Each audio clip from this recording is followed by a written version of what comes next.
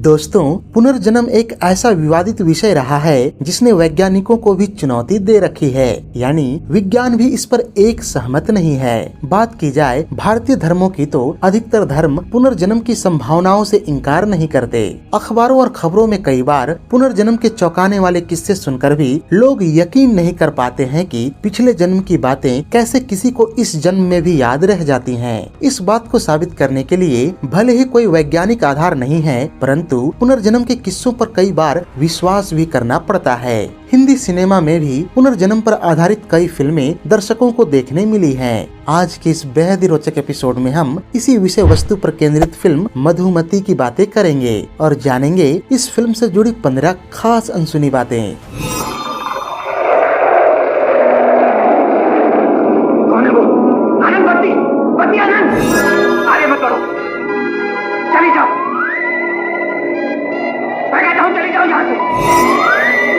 आज क्यों डरने लगे? याद है वो तूफानी रात? चुप क्यों? बिमल रॉय प्रोडक्शंस के बैनर तले इस पैरानॉर्मल रोमांटिक फिल्म का निर्माण व निर्देशन किया था खुद बिमल रॉय ने तथा स्क्रीन प्ले और कहानी लिखी थी ऋत्विक घटक ने।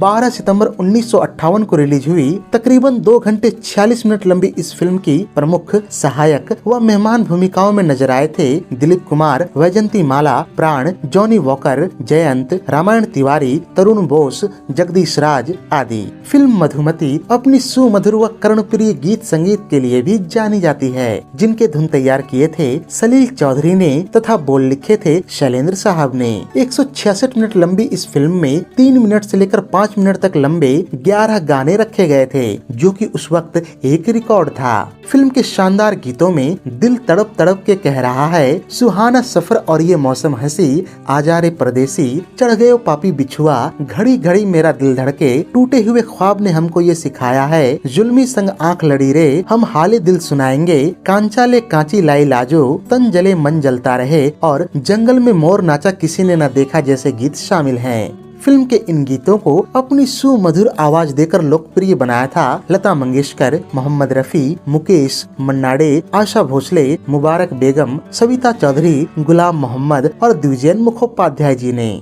चलिए अब जान लेते हैं इस फिल्म से जुड़ी 15 खास अनसुनी बातें। फैक्ट नंबर 1, फिल्म मधुमती साल 1958 में सर्वाधिक कमाई करने वाली फिल्मों के पहले पायदान पर रही थी। इसका कुल बजट था लगभग 20 लाख रुपए तथा इसने बॉक्स ऑफिस पर कुल 2 करोड़ रुपए कमाए थे। इस लिहाज से फिल्म को ब्लॉकबस्टर घोषित किया गया था। इस साल कमाई के मामले में 1 करोड़ 25 लाख रुपए कमाकर दूसरे नंबर पर रही फिल्म चलती का नाम गाड़ी, जो कि सुपरहिट घोषित की गई, तथा तीसरे नंबर पर थी फिल्म यहूदी, जिसने 1 करोड़ रुपए कमाए और इसे बॉक्स ऑफिस पर हिट करार दिया गया। फैक्ट नंबर 2, बिमल रॉय को प्रणीता, 2 बीघा जमीन, देवदास, यहूदी, सुजाता, मधुमती और बंदिनी जैसे सामाजिक विषयों पर आधारित फिल्मों के निर्माता निर्देशक के रूप में पहचाना जाता है। आज भी बिमल रॉय की इन फिल्मों को हिंदी सिनेमा की क्लासिक फिल्मों में गिना जाता है। साल 1955 में आई दिलीप कुमार और वैजंती माला स्टारर फिल्म देवदास की गिनती बॉलीवुड की 50 के दशक की प्रमुख फिल्मों में की जाती है, परंतु बहुत कम लोग जानते हैं कि इस फिल्म ने बिमल रॉय को सड़क पर लाकर खड़ा कर दिया था। उस वक्त फिल्म देवदास बॉक्स ऑफिस पर बुरी तरह से फ्लॉप रही थी और बिमल रॉय की प्रोडक्शन कंपनी भारी कर्ज तले दब गई थी। यह ऐसा समय था जब बिमल रॉय को एक बहुत सफल फिल्म की आवश्यकता थी। उसी समय जब ऋत्विक घटक ने मधुमती की कहानी बिमल रॉय को सुनाई तो उन्हें फिल्म की कहानी काफी पसंद आई और उन्होंने इसे बनाने के लिए जैसे तैसे पैसे इकट्ठा किए और काम शुरू कर दिया। मधुमती को बनाने में बिमल रॉय को बहुत सारी अड़चनों का भी सामना करना पड़ा, लेकिन सभी कलाकारों के सहयोग से फिल्म बॉक्स ऑफिस पर बेहद सफल रही और इसने बिमल रॉय को बॉलीवुड में पुनर्जन्म दिया। फैक्ट नंबर 3, बिमल रॉय अपनी फिल्मों की ज्यादातर शूटिंग इंडोर ही किया करते थे, लेकिन उन्होंने मधुमती की शूटिंग इंडोर नहीं बल्कि आउटडोर किसी हिल स्टेशन की लोकेशन पर करने का विचार किया। इसके लिए उन्होंने रानीखेत और नैनीताल में 6 हफ्तों का शेड्यूल रखा। नैनीताल के घोड़ा खाल में कुछ दृश्यों की शूटिंग के दौरान वहाँ पर काफी धुंध थी और उन दिनों शूटिंग के दौरान मॉनिटर का न होने के कारण जब नेगेटिव्स को डेवलप किया गया तो पता यह चला कि आधी से अधिक फुटेज धुंध के कारण खराब हो चुकी है। इधर इधर पहले से ही बिमल रॉय काफी कम बजट लेकर चल रहे थे। ऐसे में अब फिर से उत्तराखंड जाकर दोबारा शूटिंग करना संभव ही नहीं था। इसलिए नासिक के पास इगतपुरी में वैतरना डैम के पास दोबारा शूटिंग के लिए सेट्स बनाए गए तथा नैनीताल की शूटिंग लोकेशन से मैच करने के लिए कला निर्देशक सुधेंदु रॉय ने नकली चीड़ के पेड़ बनाकर वहां पर खड़े कर दिए। एक विशेष सीन जहां पर दिलीप कुमार वैजंती माला को ढूंढते हैं उसे इगतपुरी में ही शूट किया गया था। साथ ही फिल्म का एक बड़ा भाग मुंबई के जंगली क्षेत्र में स्थित आर्य मिल्क कॉलोनी में शूट किया गया। इन जगहों में नैनीताल जैसे धुंध का प्रभाव उत्पन्न करने के लिए गैस बमों का सहारा लिया गया था। फैक्ट नंबर 4, फिल्म का 80% भाग महाराष्ट्र में फिर से शूट किए जाने के कारण बजट लगभग 8 से 10 लाख रुपए अधिक हो गया, जिस कारण निर्माता बिमल रॉय के सामने आर्थिक संकट खड़ा हो गया था। जब दिलीप कुमार को इस बारे में पता चला कि बिमल रॉय आर्थिक समस्या से जूझ रहे हैं तो उन्होंने वितरकों के लिए विशेष दोपहर के भोजन और मधुमती की प्रारंभिक स्क्रीनिंग की व्यवस्था की। भोजन पूर्ण होने के उपरांत दिलीप कुमार साहब ने फिल्म के वितरकों से बातचीत की और कहा कि मैंने बिमल रॉय की मदद के लिए 70,000 रुपए दिए हैं, क्या आप भी फिल्म में पैसा लगा सकते हैं। वितरकों के हाँ कहने पर सभी के योगदान से पैसों की कमी को पूरा किया गया और बाद में जब फिल्म ब्लॉकबस्टर हुई तो सभी ने अपनी लागत फिल्म के मुनाफे से वसूल की थी। फैक्ट नंबर 5, मधुमती पुनर्जन्म पर बनी बॉलीवुड की दूसरी फिल्म रही। इससे पहले वर्ष 1949 में आई महल इस विषय पर बनी पहली फिल्म मानी जाती है। महल एक हॉरर फिल्म थी जिसमें मधुबाला ने दादा मुनि अशोक कुमार के अपोजिट एक शानदार भूमिका निभाई थी।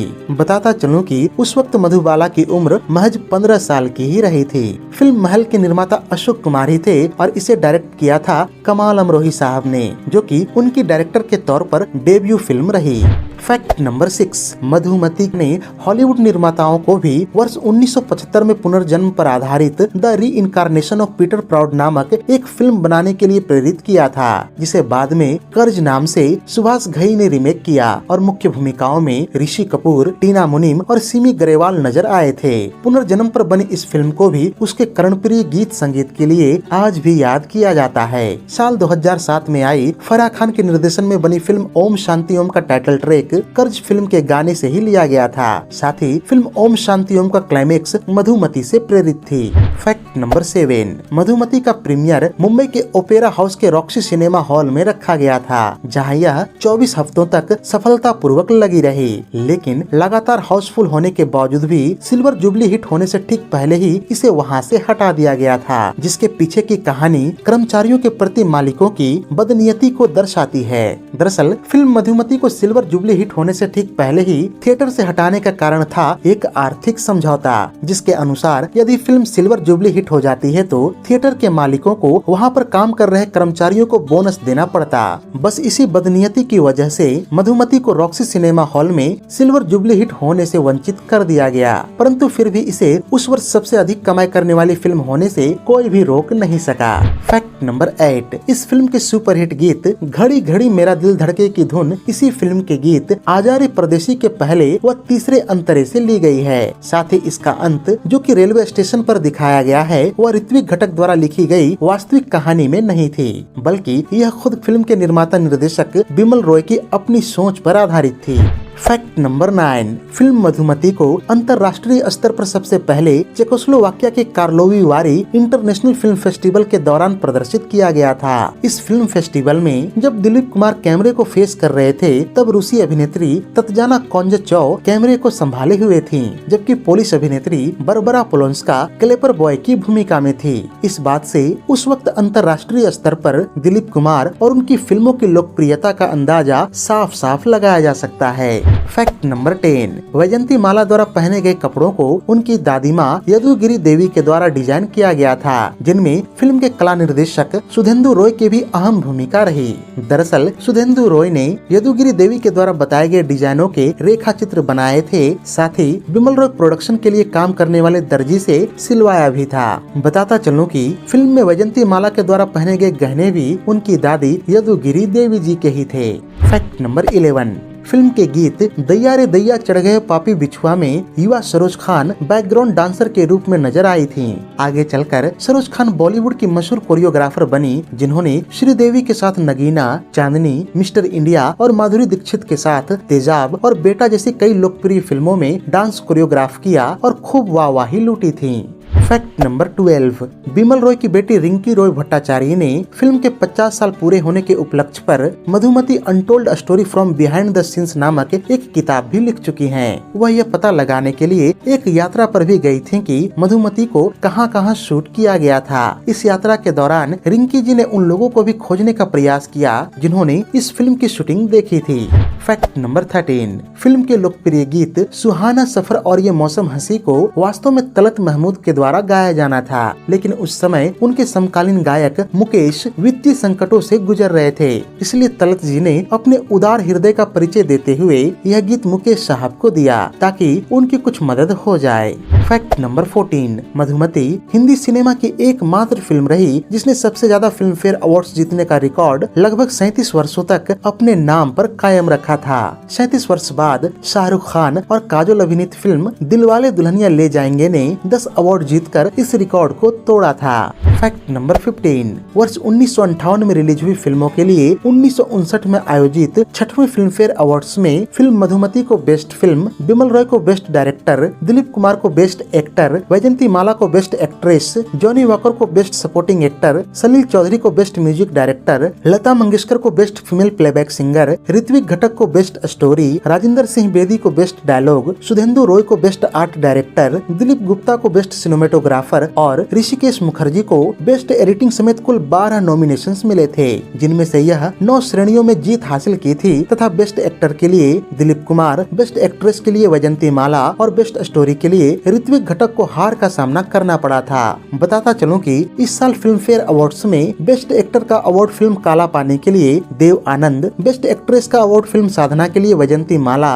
और बेस्ट स्टोरी का अवार्ड फिल्म साधना के लिए ही मुखराम शर्मा को मिला था। इसके अलावा मधुमती को 6वें राष्ट्रीय फिल्म पुरस्कार में best feature film in Hindi का भी अवार्ड हासिल हुआ था। तो ये थी दिलीप कुमार की कालजयी फिल्म मधुमती पर हमारी एक विशेष प्रस्तुति। उम्मीद है कि यह वीडियो आपको बेहद ही पसंद आई होगी। अगर वीडियो पसंद आई हो तो इसे लाइक और शेयर भी कर दें तथा ऐसे ही दिलचस्प वीडियोस की नोटिफिकेशन पाने के लिए चैनल को सब्सक्राइब करके बेल आइकॉन में ऑल का बटन दबा दें। धन्यवाद।